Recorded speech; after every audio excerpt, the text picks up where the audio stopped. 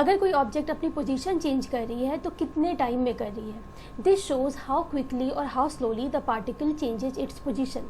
So to measure, to calculate how fast or how slow the motion is, we have these parameters speed and velocity.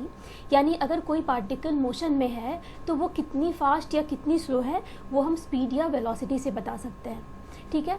अगर कोई particle motion में है तो उसकी speed या velocity को हम दो तरीके से डिफाइन करते हैं. या तो आपकी स्पीड या वेलोसिटी एवरेज वैल्यू उसकी हो सकती है या तो इसकी इंस्टेंटेनियस वैल्यू हो सकती है. ओके.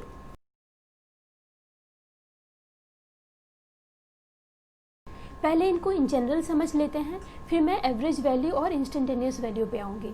ओके. तो पहले हम बात करते हैं इनकी एसआई यूनिट क्या होती है. Metre per second. डायमेंशन की बात करें तो लेंथ में 1 और टाइम में -1 होती है. Okay.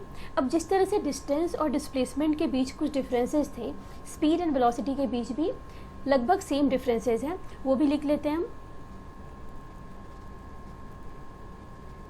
The first difference is the way we define these two parameters. अगर स्पीड को एस से डिनोट करें तो it is equal to distance upon time, and velocity को अगर वी से डिनोट करें तो it is equal to displacement upon time. Okay. अगर कोई पार्टिकल मोशन में है और गिवन टाइम में वो अपनी पोजीशन चेंज कर रही है तो पोजीशन चेंज करते वक्त वो कैसी पाथ लेती है, डिस्टेंस हम वहाँ से निकाल लेंगे. ओके. और चेंज इन पोजीशन से हम निकाल लेंगे displacement. Fine. What is displacement? It is simply final position minus initial position. तो जैसे किसी गिवन मोशन के लिए किसी गिवन टाइम में डिस्टेंस और डिस्प्लेसमेंट डिफर कर सकती है, the same way speed and velocity can also be different for the same motion. अब एक बार जब हमने इसे डिफाइन कर लिया तो इसके बाद के डिफरेंसेस हम खुद से भी लिख सकते हैं, because we know the differences between distance and displacement. हमें पता है कि डिस्टेंस एक स्केलर क्वांटिटी है, टाइम स्केलर क्वांटिटी होती है, तो ऑब्वियसली स्पीड क्या होगी, एक स्केलर क्वांटिटी होगी. लिख लीजिए. The second difference is speed is a scalar quantity, यानी इसकी सिर्फ मैग्नीट्यूड होती है, only magnitude. And displacement is a vector quantity. Okay, so velocity has to be a vector quantity. It is a vector quantity, यानी इसकी magnitude भी होती है और डायरेक्शन भी होता है. फाइन. थर्ड आपकी डिफरेंस आ जाएगी वही सेम. चूँकि ये स्केलर क्वांटिटी है तो इसकी वैल्यू हमेशा पॉजिटिव होगी. And also we know that for any moving particle आपकी पाथ लेंथ कभी नेगेटिव या ज़ीरो नहीं हो सकती. अगर पार्टिकल मूव कर रही है तो वो कुछ ना कुछ डिस्टेंस तो ज़रूर ट्रैवल करेगी. तो हम कह सकते हैं कि it is always positive, always positive. और it can positive, it can be zero, it can be negative. Next difference आपकी आ गई जो बेसिकली एवरेज वैल्यू के लिए होती है. तो जनरली क्या होता है, speed is always greater than equal to the magnitude of velocity. Why? Because we know that distance is always greater than equal to the magnitude of displacement. तो यहाँ पे तो बस डिस्टेंस और डिस्प्लेसमेंट में टाइम से डिवाइड कर देना है, तो हमें ये वाली इक्वेशन मिल जाएगी that speed is always greater than equal to magnitude of velocity. And the last one is जैसे हमारी डिस्टेंस किसी गिवन दो पॉइंट के बीच में हमारी डिस्टेंस कितनी भी हो सकती है, डिपेंड करे आप कौन सी पाथ चूज़ कर रहे हो. अगर इनिशियल और फाइनल पॉइंट हमारा दिया हुआ है तो हमारी डिस्टेंस की वैल्यू कोई सी भी हो सकती है. सिमिलरली यहाँ पे स्पीड की भी वैल्यू बहुत सारी हो सकती है. तो लिख लो मेनी वैल्यूज़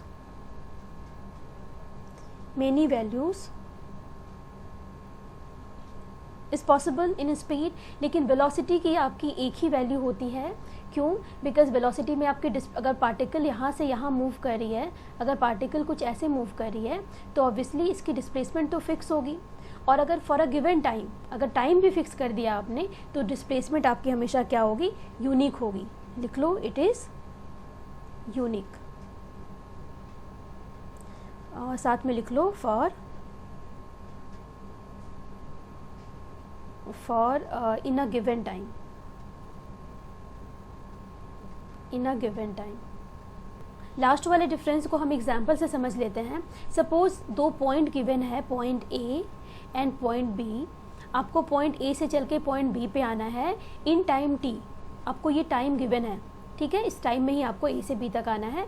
सपोज आपने ये वाली पाथ चूज़ की है, इसकी पाथ लेंथ है d1, ठीक है, तो d1 पाथ लेंथ आपने ट्रेवल किया है t टाइम के अंदर, तो यहाँ पे इसकी स्पीड कितनी होगी, मैं स्पीड को s1 से दिखा रही हूँ, that is equal to simply d1 upon t। Okay, अब आपने क्या किया, आपने क्या किया, अपने पाथ को चेंज कर लिया। सपोज आप अभी ए से बी तक आ रहे हो इस पाथ से, यहाँ पे सपोज आपकी पाथ लेंथ हो गई d2 यानी डिस्टेंस हो गई d2, तो इस जगह पे अगर मैं स्पीड कैलकुलेट करूँगी, मान लो s2 से मैंने स्पीड को दिखाया, तो that is equal to simply d2 upon t।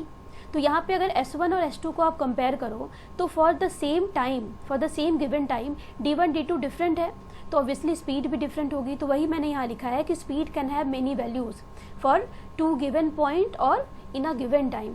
और अगर मैं यहीं पे वेलोसिटी की बात करूँ तो हमें पता है ए से बी के बीच में जो शॉर्टेस्ट पाथ होगी वही आपकी डिस्प्लेसमेंट होगी, ये तो चेंज नहीं होने वाला।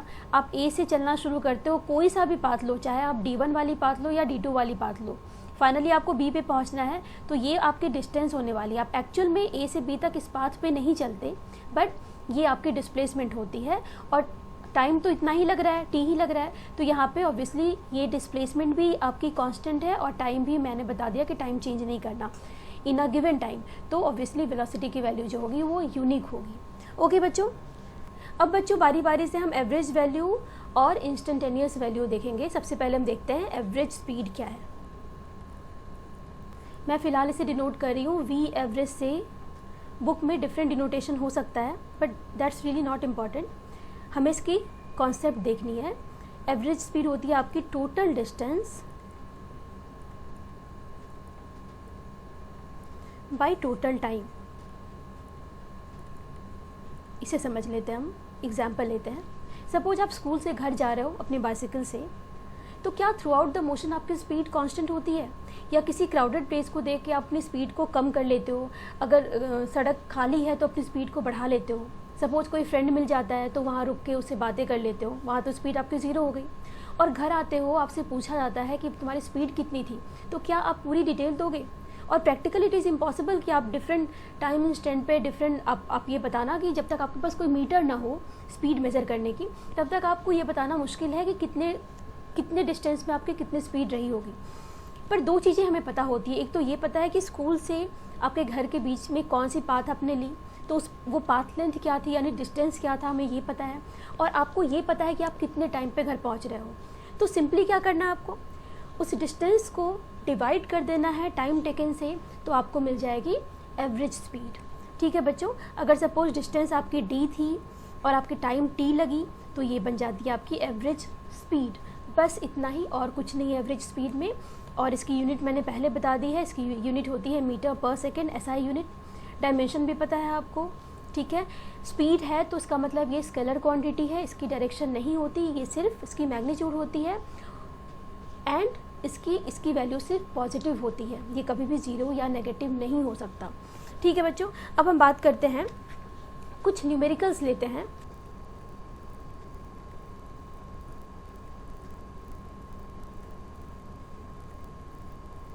So these are the two different cases in which we have to find out the average speed of an object. In the first case, object moves with different speed in different time interval. In the second case, object travels different distances with different speeds. ठीक है, बहुत ही important question है और बहुत ही common question है, हर जगह आता है। मैंने दो केसेस को एक साथ ले लिया है। देखो, जब भी एवरेज स्पीड की बात आएगी ना, तो हमेशा आप ये वाला फॉर्मूला यूज़ करोगे, ठीक है। इर्रिस्पेक्टिव ऑफ द प्रॉब्लम आप हमेशा क्या यूज़ करोगे, टोटल डिस्टेंस को डिवाइड करोगे टोटल टाइम टेकन से, यानी टोटल पाथ लेंथ को आप पाथ लेंथ टोटल ऐड कर दोगे, उसको डिवाइड कर दोगे टाइम से। फर्स्ट केस में हमें डिफरेंट स्पीड्स दी हुई है और डिफरेंट टाइम इंटरवल दिया है। अगर मैं इसको डायग्राम से समझा पाऊँ आपको, सपोज एक पार्टिकल जो यहाँ से मूव करना शुरू करती है, यहाँ तक आने में, यहाँ से यहाँ तक जो आती है, उसमें उसको टाइम लगती है t1 और स्पीड उसकी होती है v1। सपोज ये डिस्टेंस थी d1 जो गिवन नहीं है, तो d1 की वैल्यू कितनी हो जाएगी बच्चों, सिंपली डिस्टेंस क्या होती है, स्पीड इनटू टाइम होती है, तो ये हो जाएगी v1 इंटू t1। अब पार्टिकल सेकेंड टाइम इंटरवल में अपनी स्पीड को चेंज कर लेता है और वो स्पीड कितनी हो जाती है, v2, टाइम इंटरवल कितनी थी t2। तो यहाँ पे जो डिस्टेंस है जिसको मैं यहाँ पे d2 से डिनोट कर रही हूँ, that is equal to what, speed again into time interval. अब पार्टिकल यहाँ से यहाँ आती है इस जगह पे, ओके। तो यहाँ पे इसकी टाइम इंटरवल कितनी है, t3 है, और इसकी स्पीड चेंज करके इसकी स्पीड हो जाती है v3। तो यहाँ पे जो d3 थी वो बन जाती है v3 into t3, okay. Now you can simply put these values in the given equation of average speed. तो v एवरेज इस केस में क्या मिल जाएगी बच्चों, d1 total path length, that is d1 plus d2 plus d3, पहले केस की मैं बात कर रही हूँ, that is divided by total time which is d1 plus d2 plus t3, okay. तो that will give you v1 into t1 plus v2 into t2 plus v3 into t3 divided by t1 plus t2 plus t3, okay. So this is your answer. अब यहाँ से हम एक special case भी देख लेते हैं, what if time intervals are same. अगर टाइम इंटरवल सेम है तो क्या होगा हमारा आंसर, तो लिख लीजिए, if t1 equals t2 equals t3 and that is equal to t। Suppose एक टाइम है जिसके इक्वल है ये सारे, यानी हम कह सकते हैं अगर object covers different distances in equal interval of time, in equal time, इस केस में अगर इस यहाँ पे हम v एवरेज की वैल्यू निकालेंगे तो ये कितनी हो जाएगी, v1 plus v2 plus v3, t को कॉमन ले सकते हैं हम because t1 equals t2 equals t3 equals t है, that is divided by t 3 times, that is 3t। t तो यहाँ से कैंसिल हो गई, तो हमारा इक्वेशन, हमारा आंसर क्या आता है, v average is simply equal to arithmetic mean of these velocities. अगर आपकी टाइम इंटरवल सेम है, अगर टाइम इंटरवल सेम है तो हम क्या कर सकते हैं, वेलोसिटीज़ की हम मीन ले सकते हैं। तो ये हो गई आपकी एरिथमेटिक मीन, यानी हमने क्या कर लिया है, सिर्फ वेलोसिटी का मीन ले लिया है। तो इस बात का ध्यान रखना बच्चों कि वेलोसिटी का हम मीन तभी ले सकते हैं अगर सेम टाइम इंटरवल में कोई पार्टिकल डिफरेंट स्पीड से जा रही है, ठीक है। तो ये था आपका पहला केस। फर्स्ट केस का आंसर ये है, जिसका मैंने एक स्पेशल केस भी आपको बता दिया, इसे भी नोट कर लेना, ठीक है। अब आपका आता है सेकंड केस। सेकंड केस में ऑब्जेक्ट ट्रैवल करती है different distances with different speeds. तो अगर एवरेज स्पीड निकालना है हमें तो न्यूमरेटर में हम लिखते हैं total path length, which we can simply find out by adding these three terms d1, d2, d3 question में गिवन है, पर टाइम हमें निकालना होगा बिकॉज टाइम तो गिवन नहीं है। तो बच्चों यहाँ पे हम देख सकते हैं कि पार्टिकल सपोज इस पॉइंट से इस पॉइंट पर मूव कर रही है, जिसके बीच की डिस्टेंस रही होगी d1, ओके, और स्पीड कितनी है, v1 स्पीड है। हमें पता है टाइम क्या होती है, डिस्टेंस डिवाइडेड बाय स्पीड, तो ये बन जाती है आपकी पहली टाइम इंटरवल। उसके बाद सेकेंड टाइम इंटरवल d2 कितनी हो जाएगी, डिस्टेंस है d2 गिवन है और v2 is the speed which is also given, और t3 कितनी हो जाएगी, सिंपली d3 बाई v3। तो पार्टिकल अगर यहाँ से यहाँ जा रही है ना, यहाँ से यहाँ जा रही है, तो हमारा t1, t2 और t3 की वैल्यू आ गई in terms of d and v। तो हम लिख सकते हैं here t1 equals d1 by v1 plus d2 by v2 plus d3 by v3। So this is going to be your answer. अब यहाँ पे एक स्पेशल केस लेते हैं। अगर हम ये मान लें कि पार्टिकल इक्वल डिस्टेंसेस कवर करती है विथ डिफरेंट स्पीड, लिख लो, if it covers equal,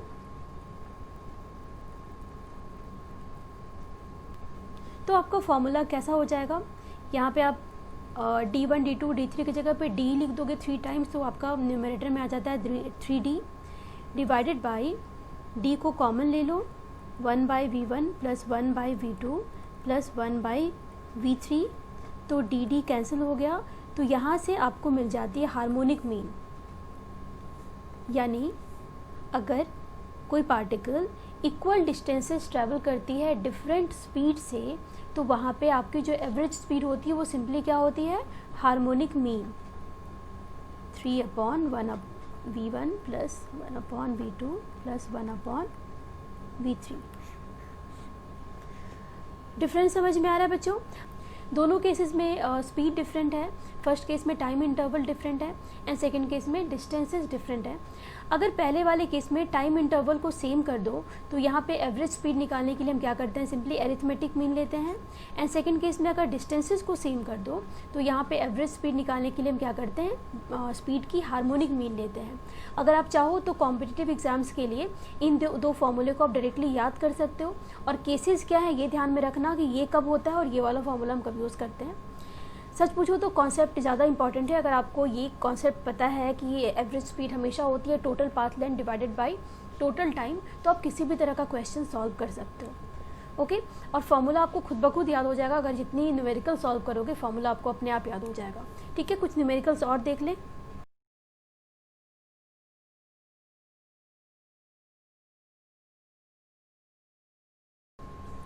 A car travels a distance from city A to city B with speed of 40 km per hour and return to city A at a speed of 30 km per hour. Then find average speed of the whole journey. बच्चों ये question previous question से बिल्कुल different नहीं है। यहाँ पे बस मैंने कुछ न्यूमेरल वैल्यूज़ पुट कर दिए हैं। एक बार खुद से सॉल्व करके देखो इसे।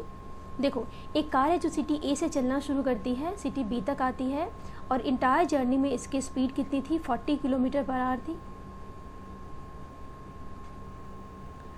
बी तक पहुंच के वापस ये ए तक आती है और बी से ए तक आने में इसकी स्पीड कितनी थी, 30 किलोमीटर पर आवर थी। हमें क्या बताना है, होल जर्नी में इसकी एवरेज स्पीड क्या रही होगी। तो अगर हम कन्वेंशनल मेथड यूज़ करें, यानी एवरेज स्पीड का हमारा फॉर्मूला होता है total path length divided by total time. तो यहाँ पे पाथ लेंथ गिवन नहीं है, सिटी ए से सिटी बी के बीच की डिस्टेंस गिवन नहीं है, तो हम क्या करते हैं, हम अज्यूम कर लेते हैं कि दोनों के बीच की डिस्टेंस कितनी है, x है। ओके, तो होल जर्नी में ए से बी तक जाती है, वापस बी से ए तक कार आती है, तो टोटल डिस्टेंस कितनी हो जाएगी बच्चों, twice of x divided by total time. तो यहाँ पे टोटल टाइम भी गिवन नहीं है, तो ए से बी तक जाने में हमें डिस्टेंस पता है, हमें पता है कि कार की स्पीड 40 किलोमीटर पर आवर थी। तो ए से बी तक जाने में अगर इसकी टाइम t1 लग रही है तो that is equal to simply distance divided by speed, और बी से ए तक आने में अगर इसको टाइम t2 लग रही है तो that is equal to distance divided by again speed. तो यहाँ पे t1 प्लस t2 के जगह पे मैं क्या लिख देती हूँ, x/40 plus x/30 that is equal to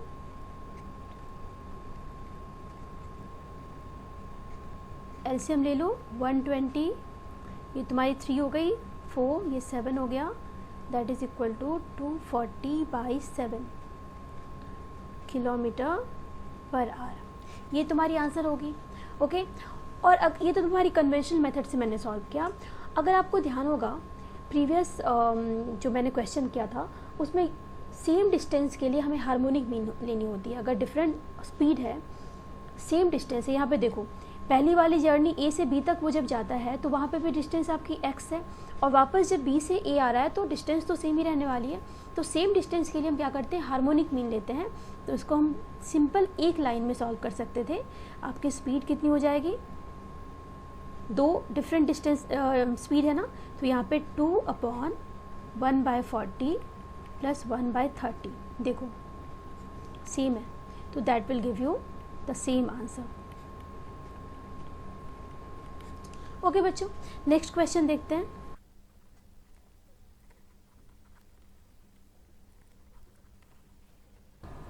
A man walks for 1 minute with speed of 2 meter per second and then walks further 1 minute with speed of 4 meter per second. Then calculate average speed of man. एक बार इस question को खुद से solve करो। देखो काफ़ी easy question है। मान लो एक इंसान है जो इस पॉइंट से चल के इस पॉइंट पे आता है और इसकी इंटायर जर्नी को हम दो पार्ट में ब्रेक कर लेते हैं। फर्स्ट पार्ट में इसने कितनी टाइम लगाई, 1 मिनट की, और सेकेंड पार्ट भी ये 1 मिनट में ट्रैवल करता है। फर्स्ट पार्ट में इसकी स्पीड कितनी थी, 2 मीटर पर सेकेंड, और सेकेंड पार्ट में भी इसकी स्पीड कितनी है, 4 मीटर पर सेकेंड। ध्यान रखना यहाँ पे टाइम मिनट में है और स्पीड आपकी सेकेंड में, मीटर पर सेकेंड है, ध्यान देना। ठीक है, तो हमें क्या निकालना है, एवरेज स्पीड। हमें एवरेज स्पीड का बेसिक फॉर्मूला पता है, that is equal to total path length divided by total time. अब यहाँ पे टाइम तो हमें पता है 2 मिनट है, टोटल टाइम 2 मिनट है, बट हमें डिस्टेंस नहीं पता, तो क्या करते हैं डिस्टेंस हम अज्यूम कर लेते हैं कि ये डिस्टेंस तुम्हारी d1 है और ये डिस्टेंस तुम्हारी d2 हो गई। तो d1 क्या आ जाएगी बच्चों, d1 आ जाएगी, d1 इक्वल्स डिस्टेंस क्या होती है, स्पीड इनटू टाइम। तो d1 तुम्हारी यहाँ पे अगर मैं upon 2 minute that is 2 into 60 second में कन्वर्ट कर दिया, इक्वल्स d1 क्या है बच्चों, यहाँ पे d1 है सिंपली तुम्हारी velocity which is 2 metre per second into time which is 60 second, and d2 क्या है 4 metre per second speed into time which is 60 second again, divided by 2 into 60 that equals 60 को कॉमन ले लिया मैंने, 60 को common ले लिया एंड ये बचा अंदर 2 + 4 नीचे 2 इंटू 60, क्या आ गया आंसर आपका 6/2 that is 3 metre per second is the average speed. ये तो आ गई आपकी बेसिक डेफिनेशन से। अगर हमें बेसिक डेफिनेशन यहाँ पे यूज़ ना भी करते तो हमें पता है कि अगर टाइम इंटरवल सेम होती है तो हम क्या करते हैं, एरिथमेटिक मीन लेते हैं। इस क्वेश्चन को आप डायरेक्टली एक लाइन में सॉल्व कर सकते हो।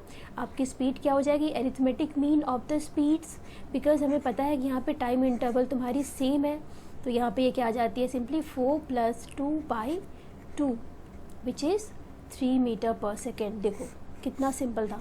तो इसलिए मैं कह रही हूँ कि जो तुम्हारा एरिथमेटिक मीन और हार्मोनिक मीन वाला जो इक्वेशन है उसे याद रख लो, और ये ध्यान रख लो कि वो कहाँ पे यूज़ करते हैं हम।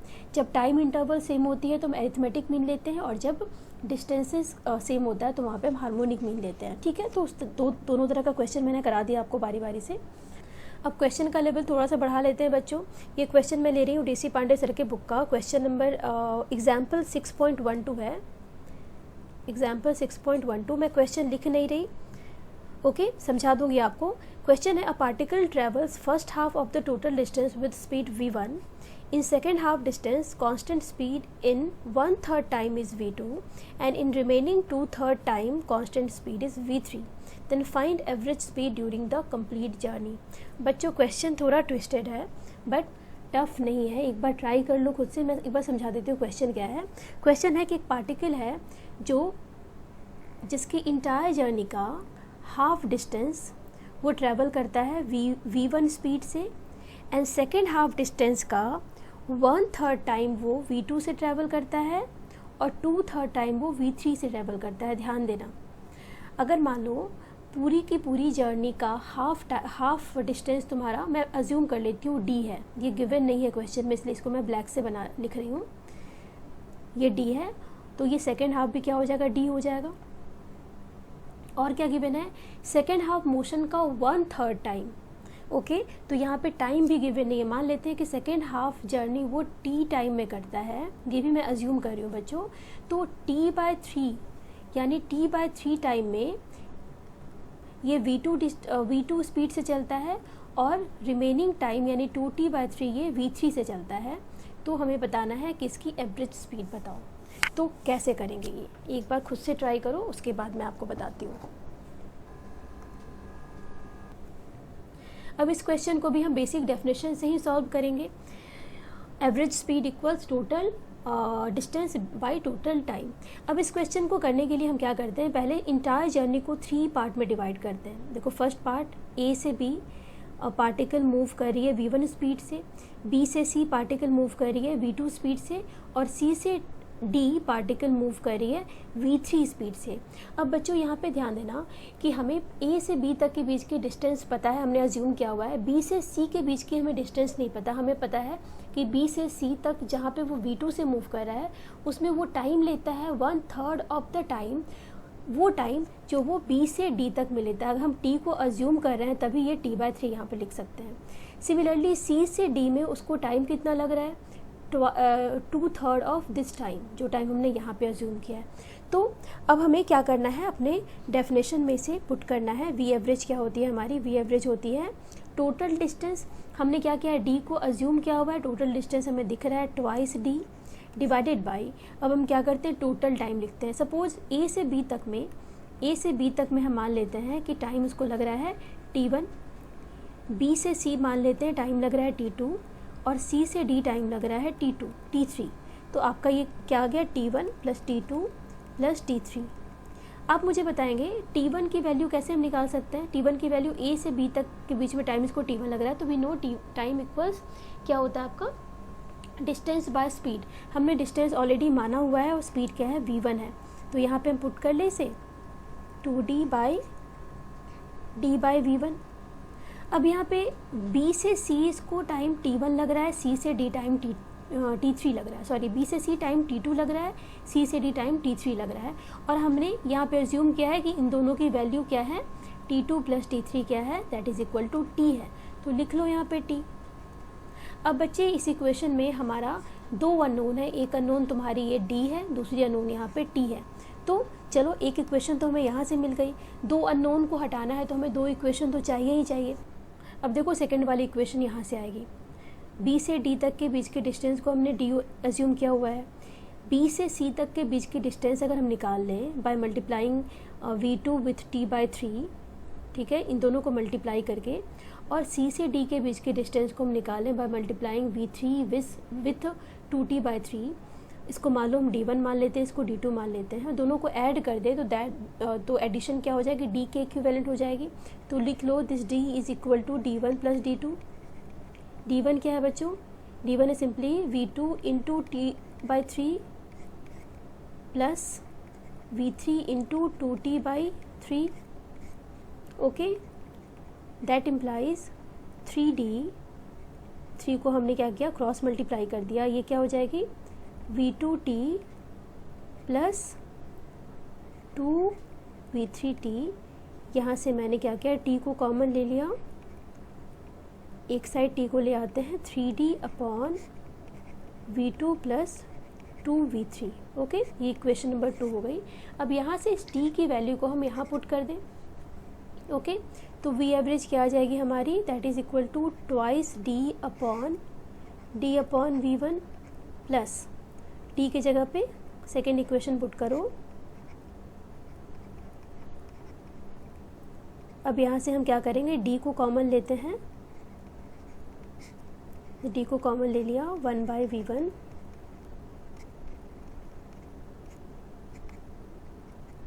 फर्दर इसको सॉल्व कर सकते हो आप, एलसीएम ले लो इनका।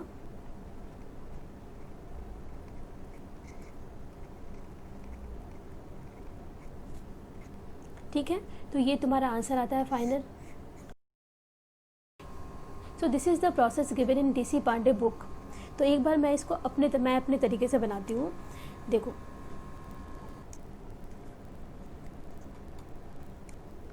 क्वेश्चन है, एक पार्टिकल अपने इंटायर जर्नी का फर्स्ट हाफ डिस्टेंस ट्रैवल करती है V1 स्पीड से। मान लो मैं इसको पॉइंट दे दूँ, A से B तक ये V1 स्पीड से आती है, और B से C तक का कुछ पार्ट वो V2 से और कुछ पार्ट वो V3 से ट्रैवल करती है। हमें नहीं पता कितना पार्ट वो V2 से, कितना पार्ट वो V3 से ट्रैवल कर रही है, नहीं पता, पर इतना तो पता है कि A से B तक की डिस्टेंस और B से C तक की डिस्टेंस सेम है। अगर समहाउ हमें B से C तक के बीच की इसकी एवरेज स्पीड आ जाती तो हम इजीली इस क्वेश्चन को सॉल्व कर सकते हैं। क्यों? क्योंकि हमें पता है कि अगर डिफरेंट स्पीड हो और डिस्टेंस कवर्ड सेम हो तो एवरेज स्पीड क्या होती है, सिंपली हार्मोनिक मीन होती है। तो ये क्वेश्चन हम इजीली सॉल्व कर सकते थे, पर ये अभी हमें क्या करना होगा, इस V की वैल्यू फाइंड आउट करनी होगी। ये कैसे करेंगे, देखो अभी B से C के बीच की हम बस बात करेंगे, यानी B to C। Okay, given है B से C तक जाने में जो टाइम लगता है उसके 1/3 टाइम में इसकी स्पीड कितनी रहती है, V2, और 2/3 टाइम में इसकी स्पीड कितनी रहती है, V3। ओके, तो मान लेते हैं टोटल टाइम इसकी T है, तो T/3 यानी अगर ये तुम्हारी टाइम इंटरवल कितनी है, T/3 तक इसकी स्पीड कितनी रहती है, V2, और जो सेकेंड टाइम इंटरवल है दैट इज़ 2T/3, उसमें इसकी स्पीड रहती है V3। हम सेकेंड टाइम इंटरवल को क्या करते हैं, फिर से फर्दर 2 पार्ट में डिवाइड कर लेते हैं, T/3 एंड T/3। अब V3 क्या है, 2T/3 तक के बीच की स्पीड है, तो हम कह सकते हैं कि T/2 1/3 टाइम के लिए भी इसकी स्पीड V3 है, और थर्ड टाइम T/3 इंटरवल के लिए भी इसकी स्पीड V3 है। अभी क्या हो गया बच्चों कि हमने इंटायर टाइम इंटरवल को क्या किया, 3 इक्वल टाइम इंटरवल में डिस्ट्रीब्यूट कर दिया, तो यहाँ से हम निकाल सकते हैं एवरेज स्पीड। हमें पता है कि एवरेज स्पीड क्या होती है अगर टाइम इंटरवल सेम हो तो, एरिथमेटिक मीन। तो यहाँ से हम v की वैल्यू क्या लिख सकते हैं, v equals v2 plus v3 plus v3 divided by 3। देखो इक्वल टाइम इंटरवल है, अगर ये स्पीड डिफरेंट हो या सेम हो डजेंट मैटर, हमको ये वाला फॉर्मूला यूज़ करना है। यहाँ से अगर एक बार v की वैल्यू आ जाएगी तो इस वैल्यू को आप क्या करोगे, यहाँ से हार्मोनिक मीन लिख लोगे इसकी, तो क्या हो जाएगी आपकी फाइनल जो v एवरेज होगी वो क्या हो जाएगी 2/1/v1 प्लस 1/v। यहाँ से क्या करोगे, इसकी वैल्यू यहाँ पुट कर दोगे तो हमारा आंसर क्या आ जाएगा फाइनली, v एवरेज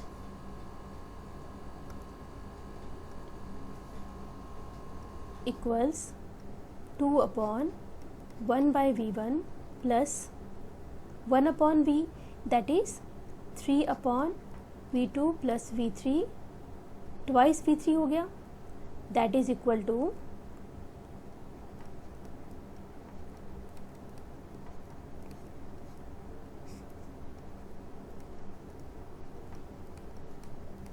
देखो बच्चों सेम आंसर है, सेम आंसर है दोनों। आपको समझाने में टाइम लग गया, लेकिन इस मेथड में बिल्कुल भी टाइम नहीं लगता। ये वाली मेथड बुक में गिवन है और ये वाली मेथड मैं प्रेफर करती हूँ। आपको जो भी मेथड पसंद है उसे फॉलो करो, बट क्वेश्चन सही सॉल्व करना। देखो बच्चों, अभी आपके पास टाइम है, किसी भी प्रॉब्लम पे रिसर्च करो, उस प्रोसेस में जो कॉन्सेप्ट डेवलप होगी ना वो आप कभी नहीं भूलोगे। इसके साथ ही हम नेक्स्ट टॉपिक हमारा एवरेज वेलोसिटी शुरू करते हैं। उससे पहले मैं कुछ प्रॉब्लम्स आपको दे रही हूँ, आप एक बार प्रैक्टिस करना इसे।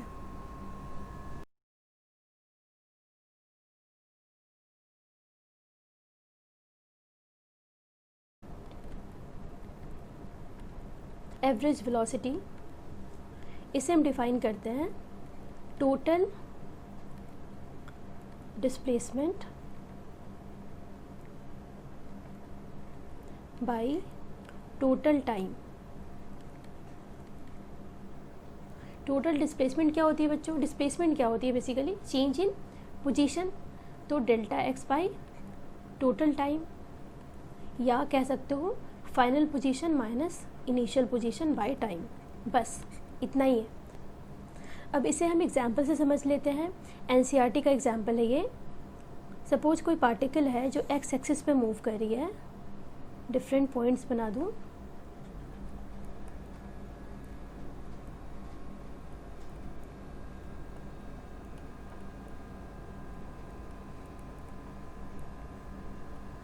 इधर तुम्हारी पॉजिटिव एक्स हो गई, ये तुम्हारी नेगेटिव एक्स हो गई,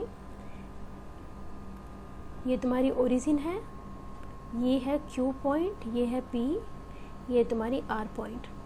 ठीक है, क्वेश्चन है कि find the average speed and average velocity for different path, और डिफरेंट पाथ गिवन है। ओ से पी जाने में उसको टाइम लग रहा है 18 सेकेंड का, पी से क्यू तक जाने में टाइम लग रहा है 6 सेकेंड का, पी से ओ जाने में टाइम लग रहा है अगेन 18 सेकेंड का, और ओ से आर तक आने में टाइम लग रहा है 6 सेकेंड का। अगर इसे एनालाइज करो तो बेसिकली हर 120 मीटर का डिस्टेंस वो ट्रैवल करता है 6 सेकेंड में। ओके, ये आपकी एक्सिस पे ये एक्स की वैल्यू मीटर में गिवन है। फाइन, ठीक है बच्चों। तो हमें क्या सॉल्व करना है, डिफरेंट पाथ के लिए एवरेज स्पीड और एवरेज वेलोसिटी। तो मैं इसको टेबुलर फॉर्म में बना देती हूँ।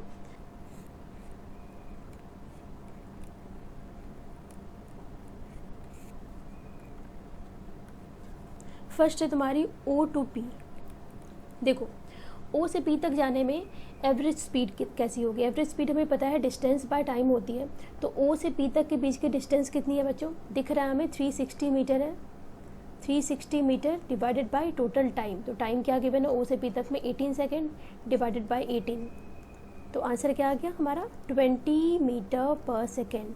एवरेज वेलोसिटी की अगर बात करें तो हमें पता है एवरेज वेलोसिटी क्या होती है, change in position divided by time. तो चेंज इन पोजीशन क्या है, फाइनल पोजीशन तुम्हारी 360 है एंड इनिशियल पोजीशन 0 है, that is 360 minus 0 by the same time 18 which is equal to 20 metre per second. ठीक है, दोनों सेम है। अब बात करते हैं O से P then back to Q। ठीक है, O से P तक गया, O से P तक गया ये और वापस Q तक आया। ओके, अब यहाँ पे अगर स्पीड की हम बात करें, एवरेज स्पीड की, तो टोटल डिस्टेंस फॉरवर्ड डायरेक्शन में ये 360 मीटर की ट्रैवल कर रहा है और बैकवर्ड डायरेक्शन में अगेन ये वाली डिस्टेंस कितनी है बच्चों, 120 मीटर है। ठीक है, तो 360 plus 120 divided by total time बताओ, O से P तक जाने में इसको टाइम लग रहा है 18 सेकेंड का और P से Q तक आने में टाइम लग रहा है 6 सेकेंड का। तो हो गया आपका 18 प्लस 6। इसको सॉल्व करोगे तो आपका आंसर आएगा again 20 metre per second. Average speed की बात करें तो हमें पता है एवरेज स्पीड क्या होती है, total displacement that is change in position by total time. Change in position का मतलब फाइनल माइनस इनिशियल। हमें पता है इस केस में फाइनल पोजीशन आपकी Q है और इनिशियल क्या है O। तो फाइनल पोजीशन Q की पोजीशन क्या है 240, तो ये क्या हो जाएगा सिंपली 240 माइनस O की पोजीशन क्या है 0 divided by total time. Time तो उतना ही लग रहा है बच्चों, पार्टिकल तो इस मोशन को O से P जाती है फिर P से Q आ रही है, तो टाइम तो उसको 18 प्लस 6 ही लग रहा है। ठीक है, तो इस केस में अगर इसे सॉल्व करोगे तो आपका आंसर आता है 10 metre per second. Okay, next है O से P तक जाओ फिर P से वापस O तक आओ। इस केस में अगर एवरेज स्पीड निकालोगे तो पार्टिकल O से P तक जाती है फिर वापस P से O तक आती है। इस इंटायर मोशन में देखोगे तो हम अगर डिस्टेंस की बात करें तो फॉरवर्ड डायरेक्शन में पार्टिकल 360 मीटर ट्रैवल करती है, बैकवर्ड डायरेक्शन में भी 360 मीटर ट्रैवल करती है। तो कितनी हो जाएगी distance 360 plus 360 divided by, forward direction में देखो पार्टिकल ट्रैवल करती है 18 सेकेंड एंड बैकवर्ड डायरेक्शन में भी पार्टिकल ट्रैवल करती है 18 second, that is 18 plus 18 that is 36 और ये भी आ जाएगा आपका 20 मीटर पर सेकेंड। अगर हम एवरेज वेलोसिटी की बात करें तो यहाँ पे वी कैन सी कि आपकी फाइनल पोजीशन और इनिशियल पोजीशन सेम है। अगर डिस्प्लेसमेंट की बात करें तो डिस्प्लेसमेंट क्या होती है, change in position. Final position भी 0, इनिशियल पोजीशन भी 0, तो आपकी जो एवरेज वेलोसिटी होगी वो क्या हो जाएगी, सिंपली 0 हो जाएगी। 0 माइनस 0 बाई 36, तो ये आ गई 0। नेक्स्ट बात है आपका, पार्टिकल क्या करती है O से P तक जाती है और P से वापस रिटर्न करती है R तक। ठीक है, R तक आती है। यहाँ पे अगर एवरेज स्पीड की बात करें तो टोटल डिस्टेंस कितनी ट्रेवल करी है, फॉरवर्ड डायरेक्शन में 360 और बैकवर्ड डायरेक्शन में 360 प्लस 120 डिवाइडेड बाय टाइम कितनी हो गई बच्चों, टाइम तुम्हारी हो गई यहाँ O से P तक जाने में उसको टाइम कितनी लग रही है, बोलो। O से P तक जाने में 18 सेकेंड लग रहा है। ठीक है, और बैकवर्ड डायरेक्शन में उसको फिर से 18 सेकेंड लग रहा है और O से R तक जाने में 6 सेकेंड लग रहा है। ठीक है, तो टाइम कितनी हो गई 18 प्लस 6। इसे सॉल्व करोगे तो आंसर अभी भी आपका 20 मीटर पर सेकेंड आएगा। लेकिन वेलोसिटी जब निकालोगे एवरेज वेलोसिटी, तो हमें पता है कि एवरेज वेलोसिटी अगेन क्या होती है, change in position by total time. तो यहाँ पे देखो फाइनल पोजीशन तुम्हारी R है which is -120 in this case, minus the position at O which is 0 divided by total time again कितनी है 18 प्लस 6। ठीक है, तो यहाँ से तुम्हारी एवरेज अगर वेलोसिटी निकालोगे तो वो आएगी -20/7 मीटर पर सेकेंड। ठीक है, तो यहाँ से हमें क्या दिख रहा है कि तुम्हारी स्पीड हमेशा पॉजिटिव है। इस केस में ये यूनिफॉर्म स्पीड का एग्जाम्पल था। और यहाँ पे हम एवरेज वेलोसिटी की बात करें तो वेलोसिटी हमें क्या दिखती है कि पॉजिटिव होती है, 0 भी होती है और नेगेटिव भी होती है। ओके बच्चों, देखो अगर कोई पार्टिकल सेम डायरेक्शन में मूव कर रही होती है ना, तो वहाँ पे एवरेज स्पीड और एवरेज वेलोसिटी की मैग्नीट्यूड सेम होती है। ठीक है, अगर पार्टिकल सेम, देखो इस केस में क्या है O से P तक, यहाँ पे O से P तक, यहाँ पे हम देख सकते हैं कि पार्टिकल की एवरेज स्पीड और पार्टिकल की एवरेज वेलोसिटी सेम थी। ठीक है बच्चों, तो ये आप चाहो तो पॉइंट कहीं पे नोट कर लो कि अगर पार्टिकल किसी सेम डायरेक्शन में मूव कर रहा हो तो उसकी एवरेज स्पीड और एवरेज वेलोसिटी सेम होती है।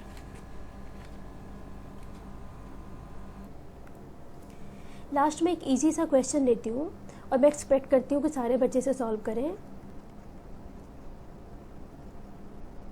ठीक है, हमें एवरेज वेलोसिटी बताना है।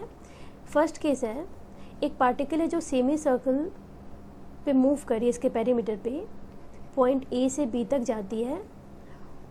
ए से बी तक जाने में इसको टाइम लगता है टी का, और इस सेमी सर्कल की रेडियस दी हुई है capital R. Okay, second case है, वही सेम सेमी सर्कल है जिसकी रेडियस अभी भी कैपिटल आर है, और पार्टिकल पॉइंट ए से पॉइंट बी तक जाती है, उसकी यूनिफॉर्म स्पीड होती है v। ठीक है, ए से बी तक जाती है पेरीमीटर से, उसकी स्पीड v है। तो हमें बताना है एवरेज वेलोसिटी। खुद से सॉल्व करो इसे। देखो फर्स्ट केस तो बहुत इजी है। फर्स्ट केस हमें क्या निकालना है, एवरेज वेलोसिटी निकालना है। हमें पता है वेलोसिटी क्या होती है बच्चों, displacement by time. Particle point A से पॉइंट बी तक जा रहा है इस वाली पाथ पे, बट हमें इस पाथ से कोई मतलब है नहीं। हमें क्या देखना है, शॉर्टेस्ट पाथ देखना है। फाइनल पोजीशन तुम्हारी बी है, इनिशियल पोजीशन ए है, तो हमें क्या देखना है, shortest distance between initial and final position. तो वो है क्या, 2r is the displacement between A and B divided by time given है। टाइम तो यही लगेगी ना, टी टाइम लगेगी ए से बी तक जाने में। ओके, तो ये तुम्हारी हो गई फर्स्ट के का आंसर। और सेकेंड में आपको निकालना अगेन एवरेज वेलोसिटी। तो फॉर्मूला तो हम वही यूज़ करेंगे ना एवरेज वेलोसिटी का, डिस्प्लेसमेंट बाय टाइम।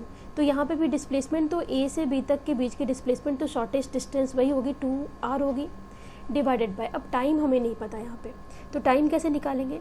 देखो दिया हुआ है कि पार्टिकल जब ए से बी तक आती है इस पाथ से, तो उसकी स्पीड होती है v।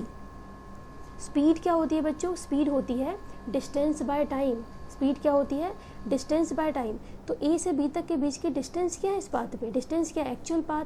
तो एक्चुअल पाथ क्या है, half of the perimeter which is πr। ठीक है, divided by time will give you the speed. तो यहाँ से हम टाइम की वैल्यू निकाल सकते हैं। टाइम क्या आ जाएगी, πr/v। इस टाइम को यहाँ पुट कर दो, πr/v that is equal to 2v/π। ये तुम्हारा आ गया आंसर सेकंड का। ओके, तो हमने स्पीड और वेलोसिटी की एवरेज वैल्यू पढ़ ली। नेक्स्ट हमें पढ़ना है instantaneous value of speed and velocity. Okay.